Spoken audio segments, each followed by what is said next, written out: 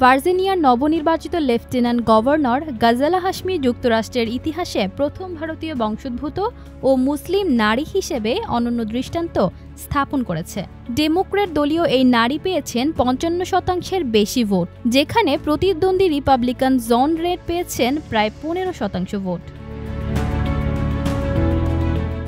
গাজালা হাশমি ১৯৬৪ সালে ভারতের হায়দ্রাবাদে জিয়া হাশমি ও তানভীর হাশমির ঘরে জন্মগ্রহণ করেন। শৈশব কেটেছে মালাকোপেট এলাকায় নানা বাড়িতে। মাত্র ৪ বছর বয়সে তিনি তার মা ও বড় ভাইয়ের সঙ্গে যুক্তরাষ্ট্রে চলে যান এবং জর্জিয়ায় তার বাবার সঙ্গে যোগ দেন। অভিবাসী হিসেবে বেড়ে ওঠার সময় তিনি ভিন্ন জাতি ও ধর্মের প্রতি সমাজের মনোভাব সরাসরি দেখেন, যা তার ন্যায়বিচার ও সহমর্মিতার মানুষ গড়ে তোলে।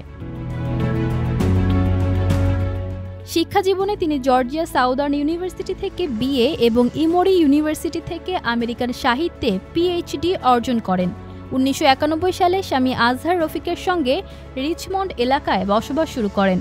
তাদের ২ মেয়ে ইয়াসমিন ও নূর চেস্টারফিল্ড কাউন্টি পাবলিক স্কুল ও ভার্জিনিয়া বিশ্ববিদ্যালয় থেকে পড়াশোনা সম্পন্ন করেছে।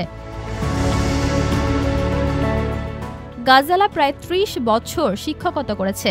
প্রথমে রিচমন্ড বিশ্ববিদ্যালয় এবং পরে রেনল্ডস কমিউনিটি কলেজে শিক্ষকতা করেন।